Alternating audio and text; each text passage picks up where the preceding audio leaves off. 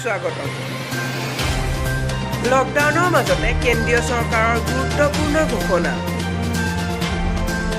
কেন্দ্ৰীয় চৰকাৰে ৰাজ্যসমূহলৈ আবণ্টন দিছে ব্যাপক ধনৰাশি অসম চৰকাৰলৈ কেন্দ্ৰীয় চৰকাৰৰ 1441.48 কোটি টকা